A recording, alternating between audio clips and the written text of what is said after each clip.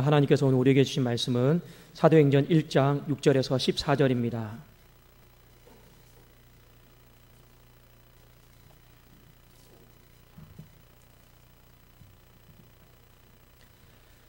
사도행전 1장 6절에서 14절, 우리 한 절씩 교독하고 마지막 14절은 같이 읽겠습니다.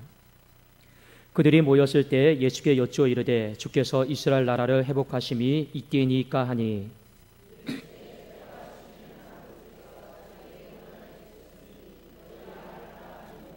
오직 성령이 너희에게 임하시면 너희가 권능을 받고 예루살렘과 온 유대와 사마리아와 땅끝까지 이르러 내 증인이 되리라 하시니라.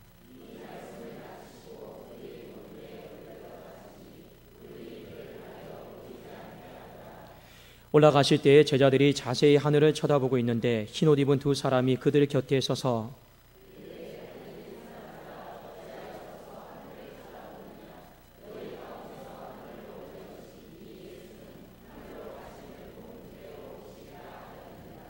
제자들이 감람원이라 하는 산으로부터 예루살렘에 돌아오니 이 산은 예루살렘에서 가까워 안식일에 가기에 알맞은 길이라.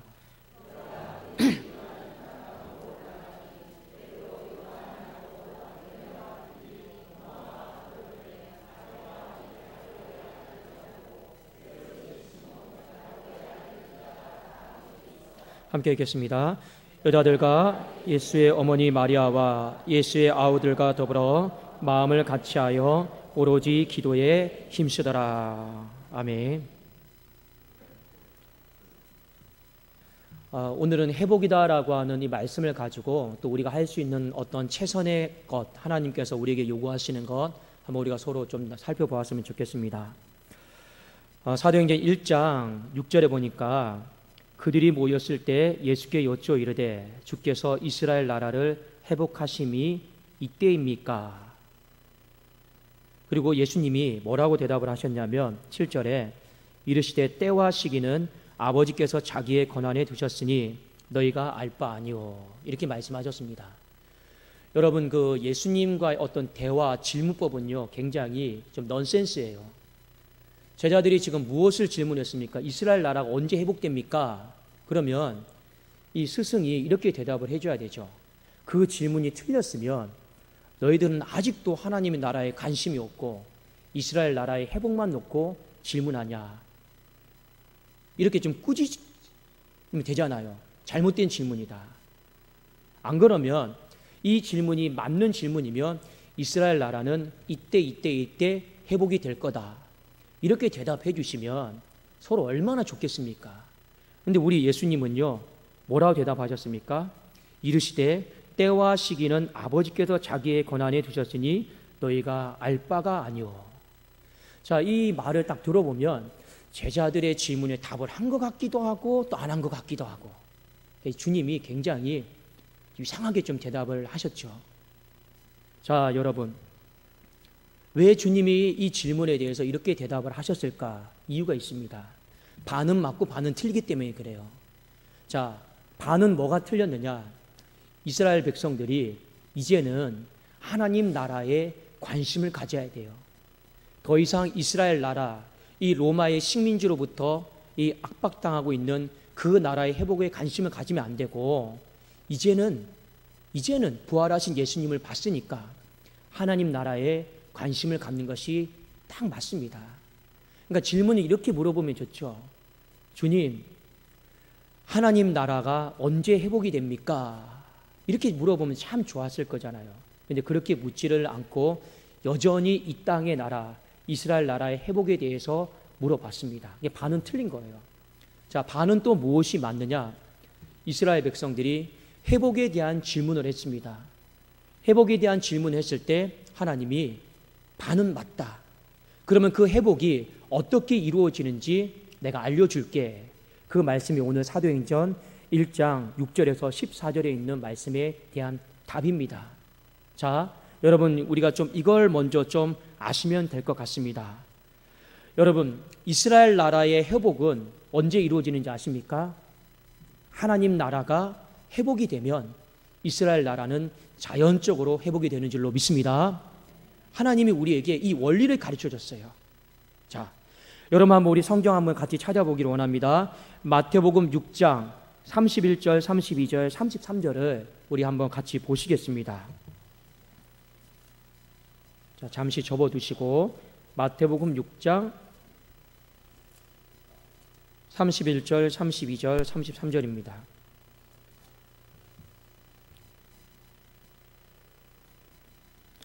자, 우리 한번 먼저 31절 같이 한번 읽어보실까요? 읽겠습니다. 시작. 그러므로 염려하여 이르기를 무엇을 먹을까, 무엇을 마실까, 무엇을 입을까 하지 말라. 자, 먹고 마시고 입는 거 다 세상 나라죠. 세상 나라에 대한 염려, 걱정, 근심이 가득 차 있어요. 이거 어떻게 회복이 됩니까? 자, 이거 질문한 거죠. 32절, 이는 다 이방인들이 구하는 것이라 너희 하늘 아버지께서 이 모든 것이 너희에게 있어야 할 줄을 아신다. 그 다음에 하신 말씀이 바로 33절입니다. 자, 33절 같이 한번 읽어보겠습니다. 시작.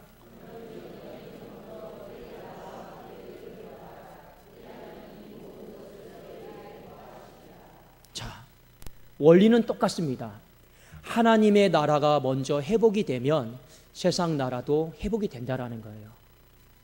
사도행전 1장에 하나님 나라가 회복이 되면, 이 땅 가운데 이루어지면 바로 이스라엘 나라는 자연스럽게 회복이 된다는 겁니다. 이 세상 나라, 염려, 걱정, 근심, 먹는 거, 입는 거, 마시는 거 어떻게 회복이 됩니까? 바로 우리가 먼저 하나님의 나라와 의를 구할 때 자연스럽게 세상 나라도 회복이 된다라고 하는 것이 바로 우리 주님의 말씀이었습니다. 그러니까 여러분, 회복이 되는 방법은 뭐예요? 하나님 나라가 회복이 돼야 돼요. 그러면 이스라엘이 회복이 되고 이 세상 나라도 함께 회복이 되는 것입니다. 우리 교회가 회복이 되려면 어떻게 해야 됩니까? 이거 인간의 힘으로 회복이 안 돼요. 어떻게 해야지 회복이 됩니까? 모든 각 사람에게, 모든 가정마다, 모든 구역마다, 모든 전도회마다 하나님이 임재하시고 하나님이 충만하게 성령 부어주시면 우리 자연스럽게 인간의 모든 육적인 것들은 회복이 될 줄로 믿습니다. 자, 한 가지 더 우리 말씀 살펴보겠습니다. 요한 3서입니다. 요한 3서 2절 한번 같이 보겠습니다. 자, 우리 요한계시록 앞에 요한 3서 2절입니다.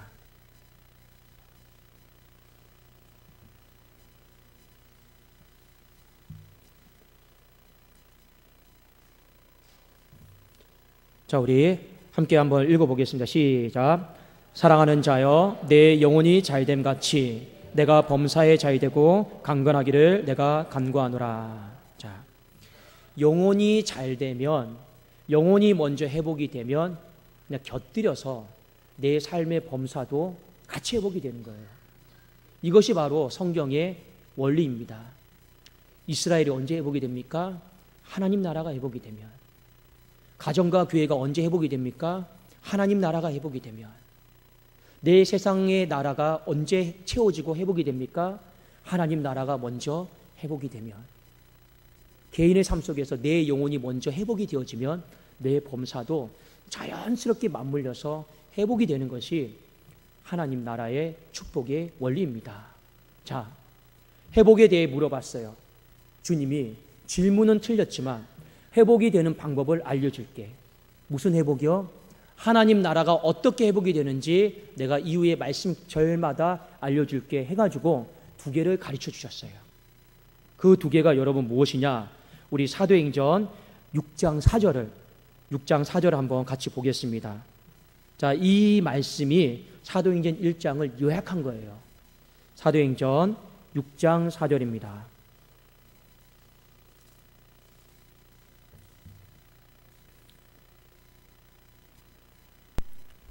자, 우리 함께 읽겠습니다. 시작. 우리는 오로지 기도하는 일과 말씀 사역에 힘쓰리라 하니. 나와있죠. 하나님 나라가 사도행전에서 어떻게 회복이 되냐면 딱 2가지로 회복이 됩니다. 하나는 기도하는 일, 오직 기도하는 일. 또 하나는 말씀 사역에 우리가 전무할 때, 이때 하나님의 나라는 회복이 된다. 그러니까 여러분의 가정이 회복이 되고 교회가 회복되기를 진정으로 원한다라면 여러분 하나님의 나라가 어떻게 회복이 되는가를 여러분 관심을 가지셔야 돼요. 근데 하나님 나라 회복되는 방법은 돈으로도 아니요, 물질로도 아니고, 사람으로도 아니고, 무엇으로 회복이 됩니까? 말씀과 기도로 하나님 나라는 회복이 됩니다. 자, 그러면 먼저 말씀으로 회복이 된다라고 하는 것을 사도행전에 어떻게 표현을 했는가? 자, 우리 사도행전 1장 8절입니다. 자, 1장 8절. 우리 다 암송하고 있는 말씀이죠. 함께 읽어보겠습니다. 시작. 오직 성령이 너희에게 임하시면 너희가 권능을 받고 예루살렘과 온 유대와 사마리아와 땅끝까지 이르러 내 증인이 되리라 하시니라. 예수님께서 승천하시기 전에 하나님 나라가 회복되는 방법 가장 첫 번째, 내 증인이 되라라는 거예요. 내 증인이 되라. 여러분, 증인이 된다라고 하는 이 말은 말씀 사역과 관련되어져 있는 겁니다. 증인은 여러분 뭐냐면 본 걸 그대로 말하는 게 증인이에요. 뭐라고요?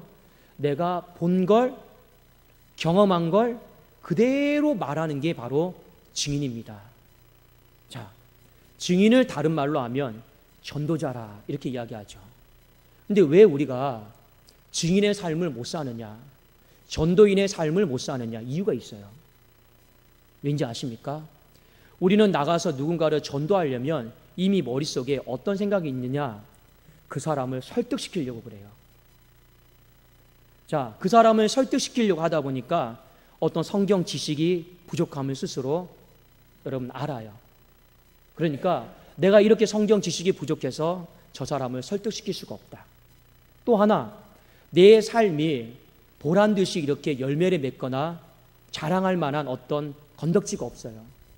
그러니까 내 삶으로 우리는 그 사람에게 가서 나는 하나님을 믿었는데 이렇게 내 삶이 부하게 됐다. 설득시킬 자신이 없으니까 아예 우리는 나가서 전도인의 삶을 포기해버려요. 그리고 우리는 이런 결론을 내리죠. 전도는 특별한 사람이 하는 거다.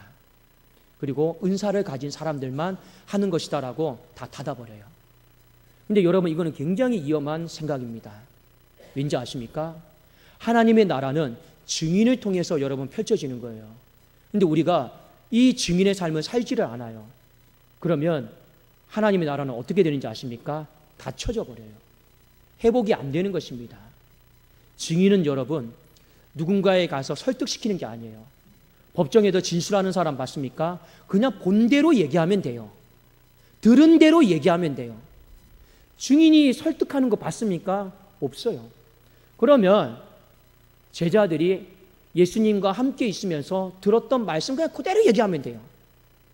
제자들이 예수님과 함께 3년 동안 다니면서 본 거 그냥 그대로 얘기하면 돼요. 여기에 무슨 설득이 있습니까? 아무것도 없어요. 그래서 성경에서 말하는 증인은 전도인인데 설득할 생각을 여러분 갖잖아요. 죽었다 깨어나도 전도를 못합니다. 그래서 사도 바울이 이 부분에 있어서 전도는 증인의 삶은 절대 설득하는 게 아니다. 그것에 대해서 우리에게 선을 그었어요. 자, 우리 중요한 말씀입니다. 고린도전서 2장 4절입니다. 고린도전서 2장 4절입니다.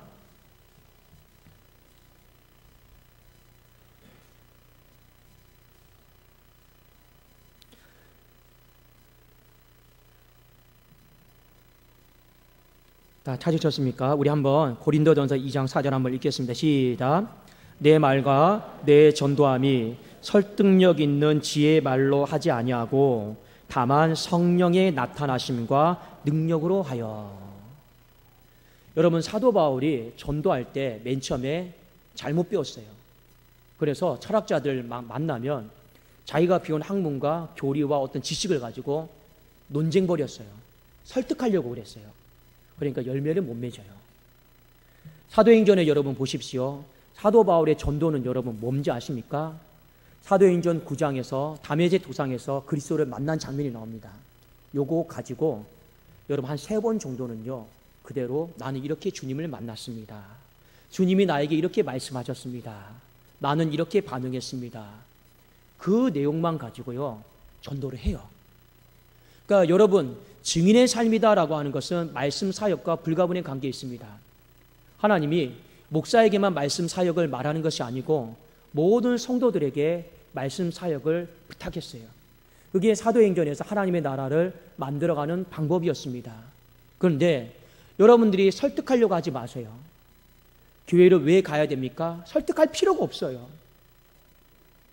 그럼 오직 우리는 어떻게 해야 됩니까? 그냥 성령의 나타나심과 능력으로 그냥 말씀에 선포하면 돼요. 예를 들면 여러분 이렇습니다. 어떤 사람이 아프잖아요. 그러면 우리는 어떻게 합니까? 의인의 간구는 역사하는 힘이 크다. 믿음의 기도는 병든 자를 고친다. 했을 때 여러분, 그 말씀을 여러분 설득당해서 그 말씀 붙들고 여러분 기도합니까? 신앙생활은 그게 아니잖아요. 그냥 하나님이 이렇게 말씀하셨으니까 우리는 그냥 받아들이는 것 뿐이에요. 그리고 우리는 붙들고 기도하다 보면 능력이 나타나게 될 줄로 믿습니다. 신앙은 바로 그거예요. 우리도 하나님 앞에 설득당한 게 아니에요. 그냥 우리는요, 그냥 말씀하신 거 그대로 받아들이는 거예요. 그리고 믿고 나가는 것처럼 세상 사람들 앞에 우리가 그리스도의 복음을 설득하는 게 아니에요. 성경은 우리에게 예루살렘에서도 유대와 사마리아 땅끝까지 이르러 무엇이 되라 했습니까? 바로 증인이 되라고 했습니다. 그 증인은 내가 하나님을 이렇게 만났습니다. 하나님이 나에게 이렇게 말씀하셨습니다. 하나님이 나에게 이런 일을 행하셨습니다. 근데 있는 그대로 우리가 그 사람에게 선포하는 거예요. 근데 많은 사람들이 설득하려고 하다 보니까 안 되니까 포기해버립니다. 여러분, 그러면 하나님의 나라는 회복이 안 돼요. 닫혀져 버리는 것입니다. 오늘 하나님의 나라가 회복되는 첫 번째 방법, 여러분 꼭 잊어버리지 마십시오. 말씀 사역이에요. 여러분 증인의 삶을 사는 거예요. 말씀 많이 읽으시고 또 설교 말씀 잘 들으시고 여러분의 삶 가운데 하나님이 내적으로 말씀한 음성들 잘 들으시고 그냥 나는 이렇게 하나님 만났습니다. 하나님이 나에게 이렇게 말씀하셨습니다. 그냥 그 사람에게 나눠주세요. 내가 본 그대로 그냥 알려만 주세요. 그리고 그 결과는 하나님께 맡기십시오. 그러면 우리는요, 누구를 막론하고 다 증인의 삶을 살아갈 수가 있는 것입니다. 그래도 우리가 하나님의 나라를 회복하기 위한 가장 첫 번째 방법이 바로 이 증인의 삶입니다. 두 번째, 하나님의 나라를 회복할 수 있는 방법이 뭐냐면 바로 기도입니다. 기도. 자, 우리 성경 한 구절 같이 보겠습니다. 자, 어디를 보시냐면 사도행전 1장 13절과 14절입니다. 1장 13절과 14절입니다. 우리 함께 읽겠습니다. 시작. 들어가 그들이 요한은 다락방으로 올라가니 베드로, 요한, 야고보, 안드레와 빌립, 도마와 바돌로메, 마테와 및 알페오의 아들 야고보, 셀로진 시몬, 야고보의 아들 유다가 다 거기 있어 여자들과 예수의 어머니 마리아와 예수의 아우들과 더불어 마음을 같이하여 오로지 기도에 힘쓰더라. 사도행전에서 하나님이 하나님의 나라를 만들어가는 또 하나의 방법이 바로 기도였습니다. 그리고 이 1장에 보면 기도하고 있는 모습을 보여주고 후에 뭐가 나타납니까? 성령이 임재하세요. 그리고 그 뒤에 사도들이 기도할 때마다 성령의 능력이 나타났습니다. 특별히 여러분, 하나님의 나라를 만들어감에 있어서 기도라고 하는 건 절대적으로 필요한 힘입니다. 그래도 기도하지 않는 교회는요, 하나님의 나라를 만들어 갈 수가 없어요. 기도해야지만이 하나님의 나라가 만들어져 가는 것입니다. 왜냐? 이 기도는요, 성령의 능력을 나타나게 하는 여러분 통로이기 때문에 그렇습니다. 사도행전 여러분 보세요. 기도할 때마다 사탄의 나라가 무너져요. 그리고 기도할 때마다 성령의 역사가 임해요. 기도할 때마다 장애물이 없어져요. 기도할 때마다 여러분 평탄한 길이 만들어집니다. 하나님의 나라를 이 땅에서 만들어가기가 얼마나 어렵습니까?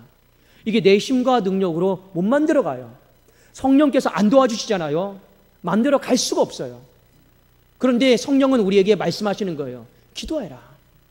오로지 마음을 같이 해서 모아서 기도에 힘쓰라라고 말씀하고 있습니다. 왜 우리에게 기도를 말씀하실까요? 기도를 해야지만이 성령의 능력이 나타나고, 기도를 해야지만이 어둠의 나라가 무너지고, 기도를 해야지만이 우리가 건널 수 없는 강이 건너게 되고 장애물이 무너지기 때문에 그렇습니다.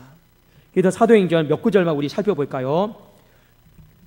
사도행전 9장 40절 우리 한번 같이 보겠습니다. 사도행전 9장 40절입니다.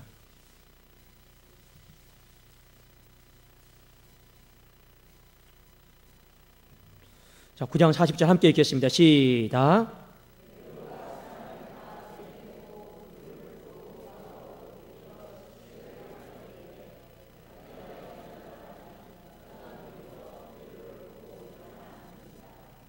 자, 사도행전에서 제자들이 기도합니다. 사람들을 다 보내놓고 무릎을 꿇고 집중해서 하나님 앞에 기도해요. 그리고 무엇을 사모하고 있습니까? 죽은 시체를 향해서 일어나기를 사모하고 있습니다. 그러니까 성령의 능력이 그 안에 들어가는 거예요. 그 통로가 여러분 무엇입니까? 기도예요. 한 구절 더 보겠습니다. 사도행전 12장 5절입니다. 12장 5절. 자, 함께 읽겠습니다. 시작. 이에 베드로는 옥에 갇혔고 교회는 그를 위하여 간절히 하나님께 기도하더라. 갇혀 있어요. 묶여 있어요. 그걸 푸는 방법이 여러분 무엇입니까? 기도입니다. 그러니까 여러분, 하나님의 나라를 만들어 가려면 이 말씀과 기도가 짝이 맞아야 돼요. 계속 기도하면서 성령의 능력이 나타나야 돼요. 그리고 사람은요, 계속 말씀을 붙들고 증인의 삶을 살아야 되는 거예요. 그러면 무슨 나라가 이루어집니까? 하나님 나라가 이루어지고 회복이 되는 것입니다. 근데 중요한 건 이 하나님의 나라가 회복이 되어지면, 아까 제자들이 처음에 물었죠. 이스라엘 나라는 언제 회복이 됩니까? 거기에 대한 답을 하나님이 주진 않았어요. 근데 답을 주셨어요. 하나님의 나라가 회복이 되면 그때가 이스라엘 나라가 회복이 되는 때요. 하나님 나라가 회복이 되면 그때가 이스라엘 나라가 일어나는 때다. 그게 바로 예수님의 답이었습니다. 사랑하는 여러분, 여러분의 삶 가운데 저는 목회를 하면서 여러분들이 교회에 좀 더 집중했으면 좋겠어요. 교회에 와서 기도하는 사람들이 많아졌으면 좋겠어요. 그리고 이 세상이 흩어졌을 때 예루살렘뿐만 아니라 유대, 사마리아 땅끝까지 여러분의 삶의 처소에서 여러분이 증인의 삶을 적극적으로 살았으면 좋겠어요. 왠지 아십니까? 우리가 이 두 가지를 포기해버리잖아요. 그러면 절대 하나님의 나라는 이 땅 가운데 임하지를 않습니다. 이 두 가지를 여러분 타협하잖아요. 우리의 가정과 우리의 교회는요, 온전히 회복이 일어나지를 않기 때문에 그렇습니다. 제가 여러분들에게 말씀을 드려요. 여러분 정말로 우리의 가정이 회복이 되어지고 우리의 교회가 회복이 되어지기를 원하고 있습니까? 그러면 먼저 하나님의 나라가 회복이 되어지기를 그 누구보다도 간절한 마음을 가지고 여러분 드리세요. 그 외에는요, 살 길이 없기 때문에 그렇습니다. 하나님이 우리에게 친절하게 가르쳐 줬잖아요. 하나님 나라가 회복이 되려면 하나님 어떻게 해야 됩니까? 증인의 삶을 살아야 된다. 그리고 기도해야 된다.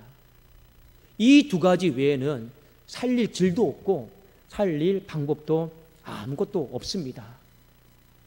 화요일날 화요 전도를 나가는데 어떤 사람이 이렇게 과자를 받으면서 이런 말을 하고 갔습니다.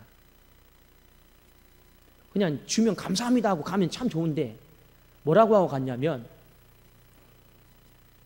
아이고 교회에서 애쓰네요. 비아냥거리는 말이었죠. 애쓰네요. 요즘 세상에 전도 안 돼요. 그러니까 우리가 하는 모든 걸 다 낭비라고 이렇게 생각하고 그냥 가시더라고요. 속으로 뒤에서 말했습니다. 전도 된다. 우리 교회 새 가족 온다. 이렇게 그냥 뒤통수에 대고 그렇게 말을 했습니다. 맞아요. 전도하기 정말 힘든 때입니다. 어려워요. 그렇지 않습니까? 그런데 그렇다고 해서 여러분 그 마음을 접어버리는 건요, 이 땅에 하나님의 나라가 회복되는 것을 원치 않는 것과 똑같습니다. 여러분 기억하세요. 우리는 세상 나라에 살고 있습니다. 늘 먹는 거 걱정되죠. 입는 거 마시는 거 걱정되죠. 근데 예수님이 왜 너희는 먼저 그의 나라와 그의 의를 구하라. 그리하면 이 모든 것을 너희에게 더하시리라. 왜 이렇게 말씀하셨을까요? 왜 하나님의 나라의 회복에 대해 이게 일목요연하게 말씀을 하셨을까요? 왜 우리가 원하는 질문에 대한 답은 안 주실까요? 아니에요. 답을 다 주신 거예요. 그 답은 하나님의 나라의 회복과 우리의 삶의 회복은 동전의 양면처럼 맞물려 있다라는 걸 믿음의 눈을 들어서 보라라고 하는 것입니다. 그게 믿음의 눈을 들어서 보이면 그 사람은 더 이상 세상 나라에 미련이 없어요. 어디에 먼저 우선순위를 두고 어디에 마음을 두면서 살겠습니까? 먼저 하나님 나라 회복이 더 중요한 거 아니겠습니까? 여러분, 올해 우리가 300명의 예배자를 놓고 하나님 앞에 기도합니다. 여러분의 마음속에 목사님 맨날 300명 지겨워요. 뭐 상관없어요. 저는 계속 이렇게 할 테니까. 근데 여러분, 중요한 게 있어요. 우리가 아무리 300명의 예배자 이렇게 기가 닳도록 앞에서 설교를 한들 우리 모든 사람들의 마음이 이 증인의 삶과 기도가 뒷받침되지 않잖아요. 그럼 이 일은 안 돼요. 안 됩니다. 근데 목사는 여러분 뭐 해야 되느냐? 딱 상황 봐가면서 성도들이 좀 안 따라주네? 그러면서 마음 접어버리면 이거는 가짜 목사죠. 목사는 여러분 무엇입니까? 성도들에게 그래도 네가 이기나 내가 이기나 당신이 이기나 내가 이기나 여러분 말씀에 대한 주도권은 목사에게 있는 거 아니겠습니까? 말씀을 가지고 성도들에게 꿈을 주고 비전을 주고 살아갈 방향을 제시해주면서 하나하나씩 만들어가는 것이 목사의 사명 아니겠습니까? 저는 그렇게 우리 교회를 만들어가고 싶어요. 어제도 집사람과 이렇게 동네 한 바퀴를 멀리 이렇게 다 돌았습니다. 돌면서 곳곳마다 아파트마다 제 마음속에 늘 이런 마음이에요. 하나님, 저곳에 사는 사람 우리 교회로 보내주십시오. 저곳에 사는 사람 우리 교회로 보내주십시오. 집사람은 저한테 이래요. 여보 좀 같이 걸읍시다. 좀 대화 좀 하면 걸읍시다. 그래요. 저 대화 별로 안 좋아해요. 저는 저만치 가 있고 집사람 뒤에 있어요. 왜 같이 나왔냐요? 저는 걸으면서 하나님과 좀 얘기를 좀 해야 돼요. 하나님, 저 롯데캐슬 우리 교회로 보내주세요. 저 동아아파트, 장미아파트 우리 교회로 보내주세요. 대화할 시간이 어디 있어요? 그만큼 목사의 마음은 하나님 나라가 회복되기를 원하고 있다는 거예요. 여러분 왜 그럴까요? 그 회복이 있어야지만이 우리 성도님들의 가정과 사업장이 같이 회복이 되기 때문에 그렇습니다. 그 외에 여러분 다른 어떤 사심 하나도 없어요. 하나도 없어요. 어제도 집사람이 저한테 이런 말을 합니다. 여보 몇 살까지 독산동교회 있을 거야? 그거 왜 물어봐? 또 몇 살까지 또 있을 거야 또 말하면 또 성도님들이 또 제가 이상한 마음 품는다고 또 오해하실까 봐. 저는 교회 안 떠납니다. 근데 중요한 건 여러분 뭐냐면 저는 이런 말은 했어요. 여보, 우리 교회가 300명이 되든 1000명이 되든 하나님이 더 많이 채워주든 그리고 많은 부교육자가 와서 돕는 사람이 많아지든 저는 이 말은 했어요. 나는 지금이나 그때나 늘 바빠 있을 거라고.